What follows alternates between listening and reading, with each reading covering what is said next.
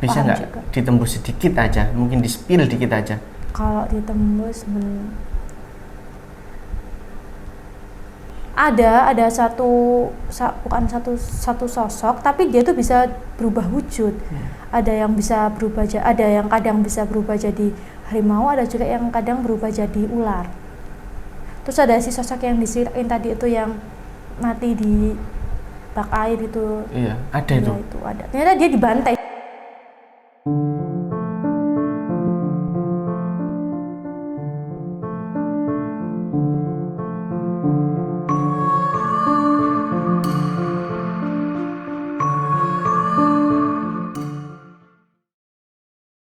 Assalamualaikum warahmatullahi wabarakatuh. Kawan-kawan ruang hamba dimanapun teman-teman berada, masih bersama saya Idris Firmansyah, dimana pada kesempatan kali ini kita ada segmen baru yang bernama Dimensi. Jadi dalam segmen Dimensi ini kita mempunyai tim baru ini, namanya adalah Mbak Vela. Halo. Halo Vel. Halo Mas Ringki. Gimana kabarnya Vel? Alhamdulillah sehat. Baik kan? Oke. Ya, jadi nanti Mbak Vela dalam segmen Dimensi ini akan mencoba mengkupas sebuah tempat-tempat misteri, kemudian apa yang melatar belakangnya di sana, kemudian ada kejadian-kejadian apa di sana, dan tentunya bagaimanakah suasana dan kondisi di sana pada saat ini. Tentunya kondisi yang dimaksud adalah kondisi spiritual kegaiban di sana. Tentunya teman-teman pasti penasaran bagaimana keseruan kita nanti untuk berbincang pengalaman spiritual ini ya Mbak Vel ya. Oke. Tapi ngomong-ngomong sebelum itu, Gimana? Vela ini kan bisa dibilang mempunyai kelebihan khusus terhadap hal-hal spiritual itu. Kira-kira itu mulai sejak kapan sih Vel kamu merasakan itu sih Vel? Kalau merasakannya itu dari apa ya Mas Minggi? SD mungkin ya, SD atau ya SD-an lah, SD kelas 6-an gitu. Tapi mulai memahami itu sekitar SMA kelas 1, kelas 2, kelas 2-an lah. Itu benar-benar mulai memahami kalau memang apa yang aku lihat ini nggak semua orang itu bisa melihatnya gitu. Jadi kayak benar-benar emang yang aku lihat selama ini tuh emang benar-benar kayak ini tuh ada, maksudnya bukan ada kayak bukan halusinasi atau apa gitu. Emang kita hidup itu berdampingan dengan mereka gitu. Itu awal mula pas SD itu pertama kali yang dirasain Vela itu apa? Sesuatu apa langsung penampakan atau ada energi atau aura lain? Kalau yang aku inget banget itu kan aku juga sering cerita mungkin ya, kalau aku tuh paling takut dengan pocong maksudnya. Nah, di SD itu pertama kali aku ngelihat mereka sosok poci itu. Jadi awalnya tuh tak kira tuh halusinasi atau mungkin bayang-bayang ya Mas Pinggir. Soalnya kan namanya anak SD mungkin mungkin apa sih namanya kayak mungkin hayalan atau apa gitu. Apalagi dulu kan yang zamannya Mumun itu loh Kak. Iya, Mumun. Pocong Mumun itu paling takut sama film itu, nggak pernah berani nengok, tapi selalu muncul di iklan gitu. Nah, mungkin gara-gara itu atau kebayang-bayang gitu. Tapi emang kok siklusnya itu kayak sering gitu loh. Maksudnya sering itu kayak hari ini ngeliat terus berapa hari kemudian gitu kayak ada lagi. Tapi bukan sosok yang pocica lagi, kayak apa lagi ya, kayak tangan yang jalan sendiri atau kayak potongan tangan gitu. Tapi setelah ngeliat itu nggak ada lagi. Pokoknya setelah dilihat 2 kali itu selalu nggak ada itunya kayak wujudnya atau sosoknya gitu. Jadi cuma sekali-sekali gitu. Nah, baru akhir SMA sekitar kelas 2, kelas 3-an lah kalau nggak salah itu tuh bener-bener kayak paham gitu loh. Kayak ada suatu kejadian itu yang membuat aku tuh ternyata emang benar ini tuh. Kayak temanku tuh juga Kak, ternyata tuh temanku tuh juga bisa melihat mereka gitu. Dan yang aku tuh waktu pulang sekolah itu ada kan kerja kelompok gitu, terus kayak di belakang itu ada kayak kayak sosok gitu loh. Nah, dan itu tuh tempat duduk depannya depannya si sosok itu ada tempat duduk. Nah, aku mau duduk di situ. Terus temanku tuh bilang, "Jangan duduk di situ." Ternyata tuh sama apa yang aku lihat sama yang dia lihat itu. Oh, emang ada sosok itu. Oh, kamu lihat? Iya, aku lihat gitu. Apa yang kamu lihat pas itu? Ini apa sih namanya, kayak bukan kunti ya, kayak perempuan aja, kayak perempuan ya, bingung aja dia di mana gitu. Terus ya sedikit usil sih auranya, jangan duduk di situ gitu. Dan ternyata dia juga ngeliat, aku juga ngeliat, oh berarti benar gitu. Nah, seiring berjalannya waktu dari SD sampai SMA itu Vel ya, tentunya kan Vela masih meraba-raba tentang kelebihannya Vela. Itu ada yang membimbing atau otodidak gitu Vel? Iya, sebenarnya kalau SD sampai SMP itu masih belum menyadari Mas, tapi setelah paham SMA tuh memahami, soalnya emang lebih banyak dari keturunan sih Mas. Jadi kayak ada keluarga atau apa gitu, ada keluarga yang bisa juga kayak gitu. Jadi setelah konsultasi ceritain ke orang tua dan emang yang aku lihat itu emang ada sosoknya gitu. Dan itu emang ada kalau emang hidup kita itu emang berdampingan sama mereka sih Mas gitu. Berarti lebih kepada turunan atau titisan berarti ya dari Vela sendiri. Bisa. Mungkin ada darah yang seperti itu ya Vela. Iya benar sih Mas. Menarik. Kan pertama-tama Vela lihat sosok Poci tadi pas SD, otomatis kan masih belum terbiasa. Pasti adalah ketakutan. Kalau saat ini yang dirasa Vela ketika melihat barang-barang itu gimana sih Vela? Masih takut Mas Pinky jujur. Apalagi kalau si Poci ini, karena Poci itu yang ada beberapa juga sih Mas Pinky. Enggak hanya dia tuh putih, ada yang hitam juga, dan itu yang paling aku takutin. Hitam? Iya. Wujudnya tuh hitam, itu ada sebenarnya di belakang kita. Ada di sini? Ada. Ada Mas Pinky, dan itu merinding. dan itu makanya kalau selalu ke studio ini jadi kayak menyiapkan yang mungkin energi sedikit banyak, jadi kayak makan dulu sebelum mau berangkat atau sebelum tag, terus kayak bawaannya harus happy gitu. Kalau enggak kebawa energinya dari si dia ini gitu. Itu bisa ngikut nggak Vel ke rumah misalnya Vel? Kalau ngikut sih enggak sih, tapi mungkin jahilin iya, soalnya dia kan memang tempatnya di sini. Jadi walaupun dia kemana aja dia pergi, pasti baliknya ke sini sih Mas Windy. Ngeri juga ya. Sampai sekarang juga masih takut ngelihat yang kayak yang hal-hal yang sosok-sosok yang kayak nggak ada kepalanya, buntung, atau yang wujudnya tuh benar-benar rusak atau apa yang benar-benar ngeri, itu selalu takut masih Tuh. Tapi kan ngomong-ngomong, Vela kan juga bisa berpindah dimensi ataupun berpindah pengalaman spiritual. Dalam arti menembus alam mereka melalui mata batin, itu bisa kan Vela kan? Sebenarnya mungkin rasanya itu seperti apa Vel? Sebenarnya tuh nggak se gitu ya, kayak pelajaran spiritual itu juga enggak sih. Cuma kayak mungkin aku bisa kayak merasakan apa yang mereka rasakan, jadi masuk ke feel-nya mereka gitu. Jadi kayak tapi harus dari persetujuannya mereka dulu Mas Pinky. Jadi kayak sama ada sosok A nih. Nah, sosok A ini tuh aku coba masuk ke ke masanya mereka atau ke apa yang dia ngerasain waktu dia masih hidup ataupun setelah dia nggak ada, setelah mendekati dia nggak ada gitu ya. Itu bisa asalkan si sosok A ini tuh ngebuka aksesnya gitu. Tapi kalau sosok A ini nggak ngebuka aksesnya tetap nggak bisa. Jadi harus tetap ada persetujuan dari mereka juga sekali. Ya. Nah, itu cara komunikasinya Vela itu bagaimana Vel? Komunikasinya secara batin sih Mas Pinky. Secara batin. Jadi kayak ya secara batin kayak kula nuwun kayak sama kalau mungkin saya bisa mengetahui kayak mungkin bisa sedikit tahu gimana hidupnya dulu, terus meninggalnya seperti apa, dan mereka itu mereka akan memberikan energinya ke kita. Energi yang dimaksud itu kayak bisa buka ke masanya mereka gitu. Itu langsung kan misalnya dengan cara diam terus memejamkan mata, itu langsung tergambar semua gitu tak Vel? Harus fokus dulu. Yang pertama itu lingkungannya harus kondusif dulu, terus fokus yang paling penting, dan yang ketiga yang terakhir itu ya persetujuannya mereka itu. Walaupun dua faktor itu terpenuhi, tapi satu faktor yang terakhir tidak terpenuhi, nggak mungkin bisa Mas Pinky. Gitu. Benar. Pasti akan susah banget gitu. Tapi kalau yang pernah tak rasain itu kalau mereka setuju tapi mungkin lingkungannya kurang kondusif atau nggak rame sih, cuma kayak kayak panas atau apa gitu, masih bisa gitu sih. Seru kayaknya ini ya, melakukan perjalanan dan dialog interaktif sama si makhluk tadi. Seru-seru menakutkan sih Mas Pinky. Seru-seru menakutkan. Iya. Menakutkannya mungkin kalau dianya itu pengen ikut kita Vel. Nah ya itu. Nah itu kemungkinan terjadi ada nggak?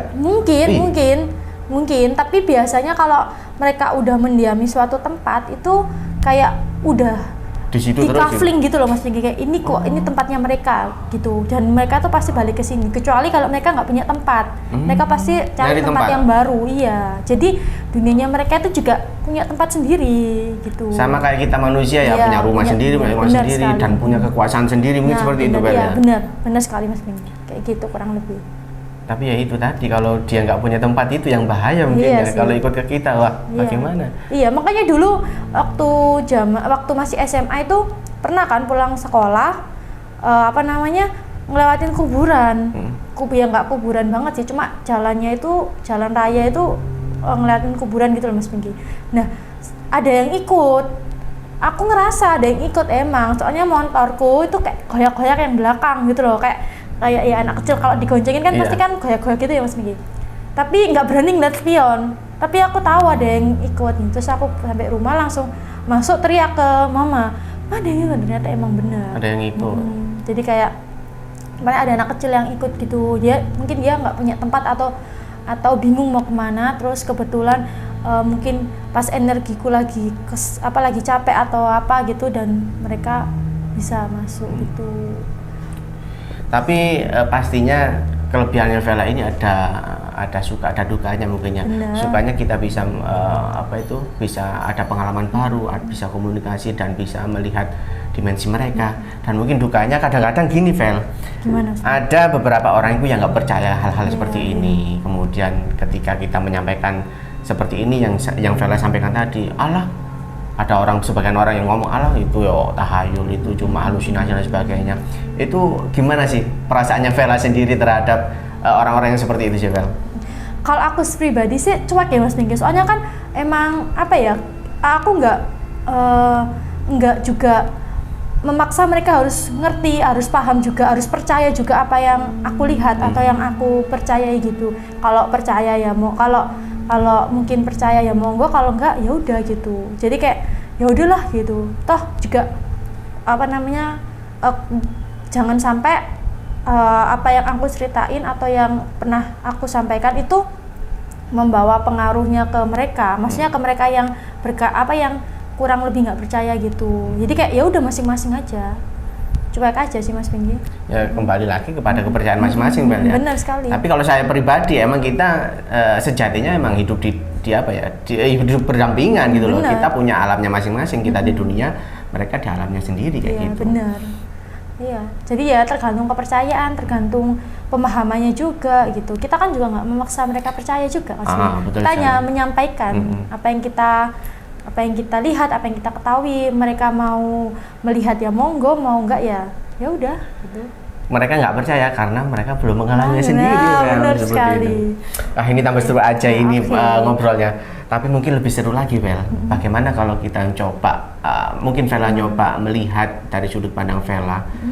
Bagaimanakah kita langsung ke suatu tempat aja mungkin Vela. Bagaimana latar belakang ini yang paling menarik ini, yang istilahnya itu di Surabaya terkenal banget, itu Rumah Hantu Darmo. Bagaimana latar belakang Rumah Hantu Darmo kok sampai sebegitu seram dan horornya, hitsnya itu loh Vel. Ya benar sekali sih Mas Minggi. Yang Vela lihat ataupun yang Vela mungkin dapat informasi itu gimana sih Rumah Hantu Darmo itu sih sebenarnya? Kalau yang informasi yang beda di masyarakat kan emang Rumah Hantu Darmo ini kayak bekas keluarga yang tinggal dulu, terus keluarga itu melakukan pesugihan, terus dibantai. Terus ada juga yang bilang mereka melakukan perjalanan pakai kapal terus tenggelam dan sebagainya gitu, yang informatifnya. Tapi emang Rumah Hantu Darmo ini emang salah satu ikon misteri yang ada di Surabaya sih Mas Pinggi, yang sangat terkenal banget. Bahkan sampai di Indonesia pun mungkin udah tahu ya. Dan emang emang tempatnya emang nggak salah kalau dijuluki sebagai ikon misteri. Tempatnya kan juga tempat bangunan besar yang terbengkalai gitu. Tapi yang aku lihat secara mata batin itu emang tempatnya itu ada something di situ, ada sesuatu yang keluarga itu lakukan terus di kemudian hari mereka akan menerima imbalannya. Gitu. Bisa dikatakan pesugihan kan? kalau itu kembali ke pemahaman masing-masing ya. Kalau aku nggak berani nyimpulin itu pesugihan atau enggak sih Mas Minggi. Soalnya emang yang tak rasain sih seperti itu. Tuh dan mereka meninggalnya itu kalau yang aku lihat itu bukan tenggelam sih. Bukan tenggelam. Mereka itu melakukan suatu perjalanan terus kayak kecelakaan atau hilang gitu ya. Tapi bukan tenggelam di laut. Bukan. Aku nggak ngerasain tenggelam. Cuma yang di situ tuh emang ada di rumah itu yang bikin rumah itu kerasa serem. Emang banyak kan terlalu lama kosong. Jadi kayak banyak sosok-sosok yang di sekitarnya itu jadi berkumpul di situ. Jadi di situ kayak kunti, terus genderuwo juga ada, terus ada siluman-siluman juga ada sih yang aku lihat. Tapi rumah hantu Darmo itu terkenal horornya itu semenjak adanya keluarga pesugihan itu. Apakah sebelumnya itu emang tempat itu sudah angker, menurut pandangan Vela? Enggak, kalau sebelumnya tuh emang lahan kosong biasa aja sih. Terus dibangun rumah dan rumahnya tuh emang kebetulan di zaman itu emang paling gede di sekitar situ. Jadi rumahnya tuh megah banget Mas Minggi. Dan emang si keluarga ini tuh emang keluarga yang berada.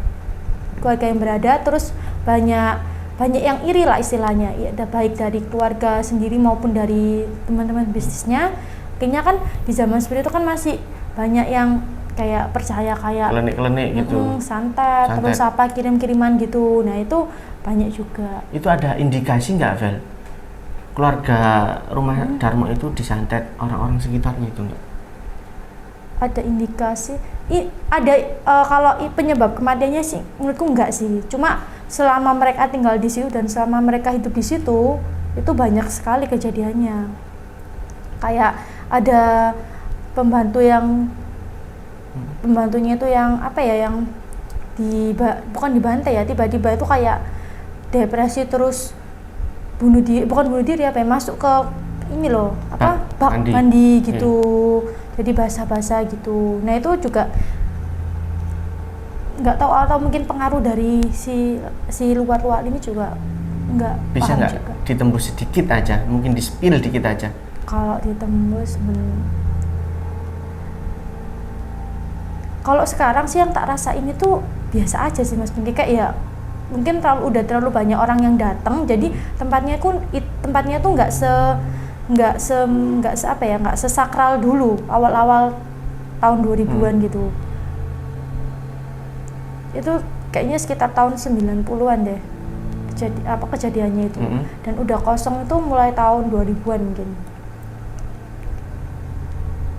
Sekarang yang dirasain ya cuma kayak sosok-sosok ya kunti banyak di situ, banyak banget kunti di situ. Yang ikonik di situ apa penunggunya, Pak? Ada bukan satu sosok, tapi dia tuh bisa berubah wujud. Ada yang bisa berubah, ada yang kadang bisa berubah jadi harimau, ada juga yang kadang berubah jadi ular. Dia yang mungkin punya yang paling berkuasa di situ. Jadi kayak semua yang tinggal di situ tuh dia yang paling berkuasa. Terus ada si sosok yang disirain tadi itu yang mati di bak air itu. Iya, ada itu. Ya, itu ada. Ternyata dia dibantai sih Mas Pegi. Jadi itu kayak ada bukan begal apa sih? Yang perampokan. Salah satunya itu dia korbannya dan dia itu benar-benar dimasukin ke bak mandi. Terus? Sampai sekarang ya sosoknya masih basah-basah, tapi dia wujudnya sih yang manusia aja, tapi yang basah-basah dari atas sampai bawah itu basah semua sih. Terus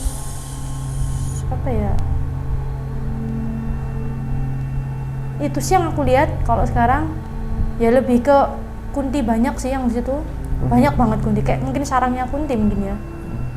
Iya. Tapi yang paling berpengaruh dan paling kuat itu ya siluman tadi ya. Kadang harimau, kadang ular. Kayak itu kayaknya udah ada sejak si keluarga ini ada sih. Entah mungkin dia ada kaitannya dengan keluarga itu atau mungkin dia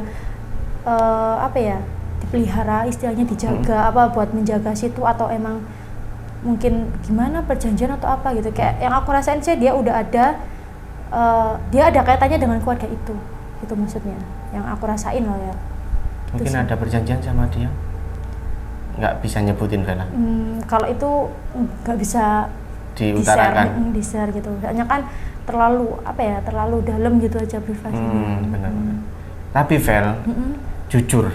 Ya gimana Mas Minggi? Barusan apa yang Vela sampaikan dengan informasi-informasi yang tak ambil dari sumber-sumber dan kemudian aku sempat juga lihat YouTube paranormal yang melakukan eksperimen di situ. Emang benar. Iya. Sosok-sosoknya seperti yang kamu utarakan tadi. Yang paling aku bikin kaget itu adalah pembantu yang dibunuh di kamar mandi. Wah, merinding aku. Serius aku waktu dikabarin Mas Pinky sama tim kalau hari ini tag mungkin ini dan mau nggak ada informasi sama sekali. Soalnya kan emang Mas Pinky, aku tuh orangnya ya udah langsung apa adanya gitu loh yang diceritain ya, yang emang aku ketahui kayak gini ya yang gitu. Jadi nggak mau nyamain sama yang lain atau apa gitu.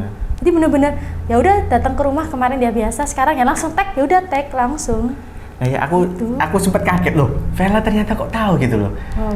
Beberapa hari yang lalu aku coba browsing kan. Gimana itu Mas Minggi?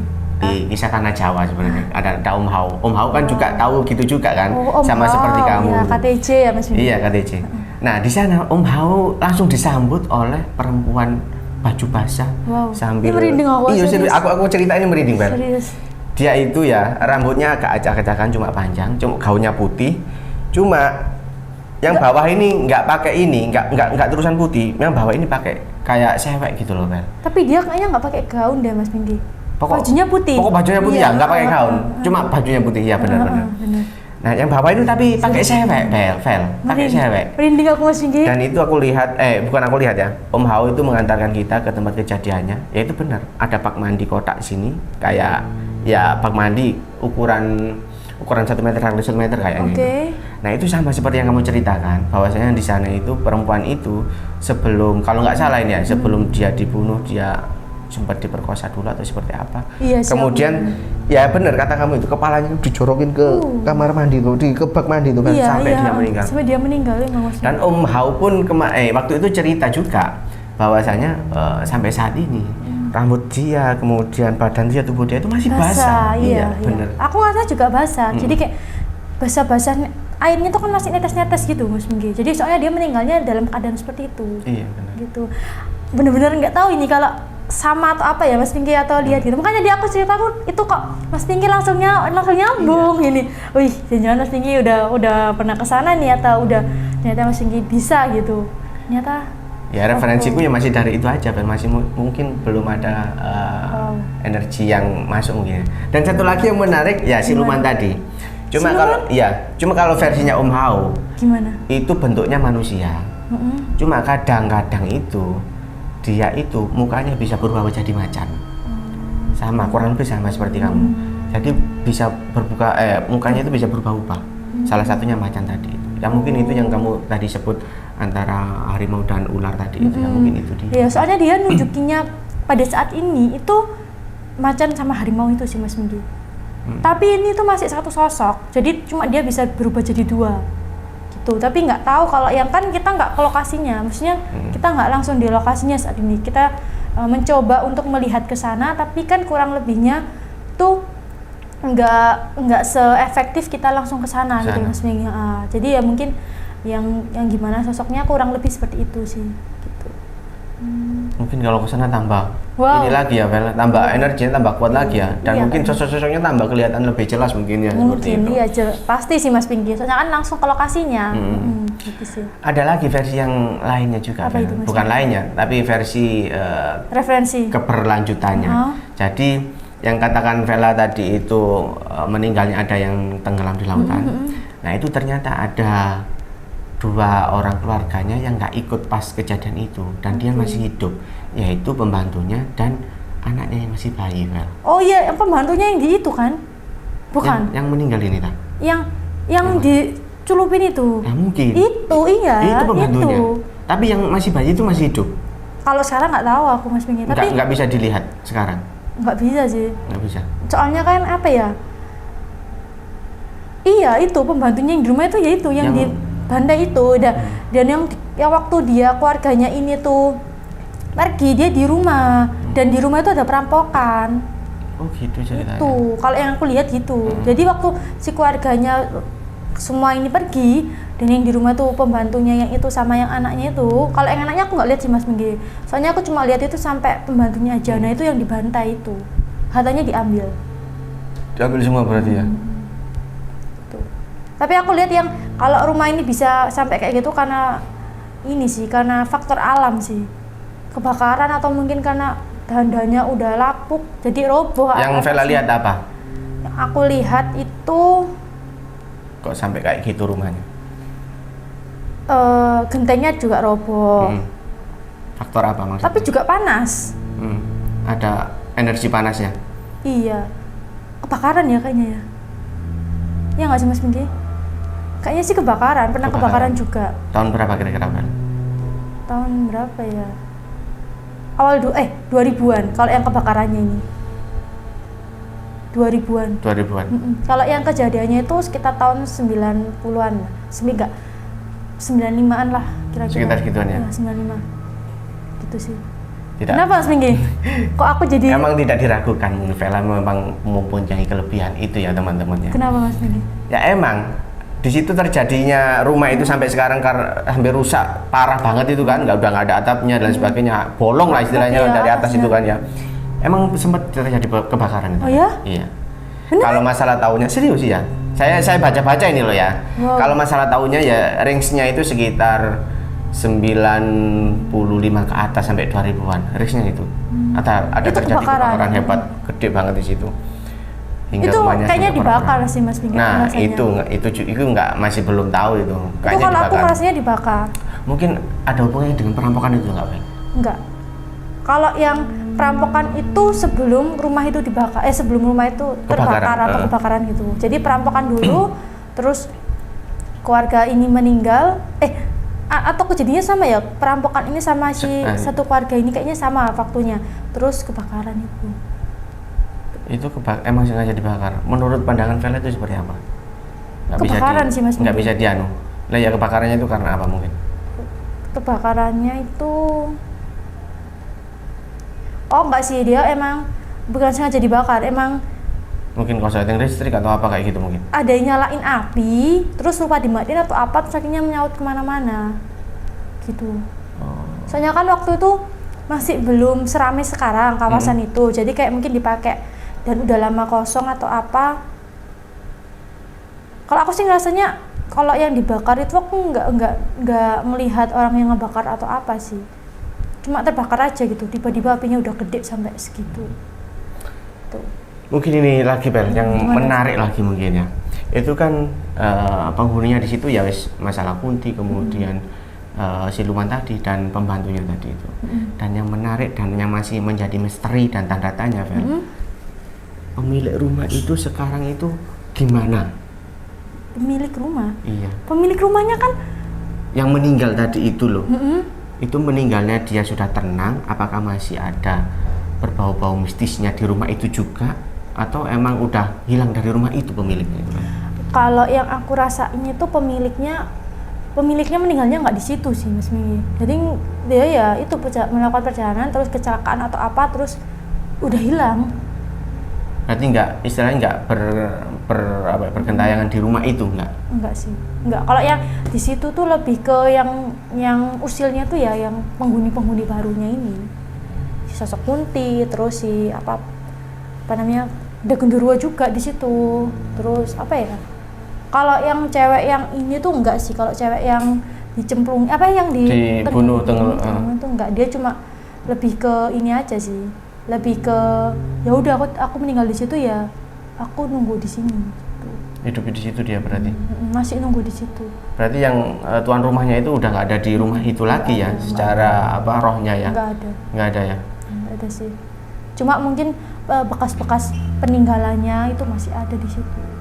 Contohnya apa Bel? Bukan bekas ya Mas, kayak apa ya? Mungkin yang dia pelihara atau apa ya itu, yang siluman itu. Oh, itu kayaknya itu ada sangkut pautnya ya? Itu ada kaitannya sama keluarga itu juga. Itu sih yang paling aku rasain. Mungkin ini Bel, kalau bisa sih, bisa nggak diajak komunikasi mbak-mbaknya tadi yang basah tadi dulu kan? Bisa nembus nggak sekarang nggak? dicoba. Kalau sekarang itu yang anu tuh malah yang si kunti-kunti ini Mas Minggi. Yang istilahnya itu Yang mau ini.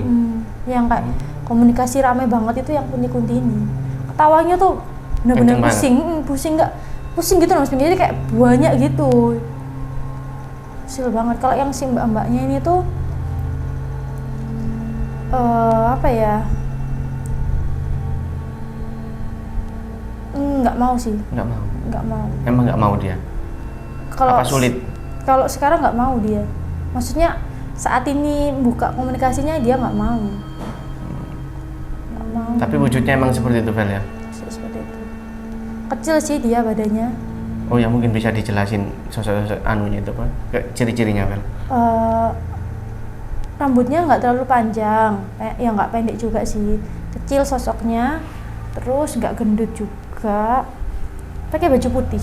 Tapi aku ngeliat bawahannya sih, cuma ngeliat atasnya aja putih. Sebenarnya tuh kalau cerita kayak ini tuh juga kadang gitu, apa ya, kayak kalau menyangkut privasi itu takutnya menyakitin atau nyinggung gitu loh Mas Pinggi. Cuma kan karena ditanya dan emang aku menyampaikan apa yang aku ketahui, jadi ya mungkin nggak semua bisa secara jelas, cuma secara garis besarnya seperti itu sih.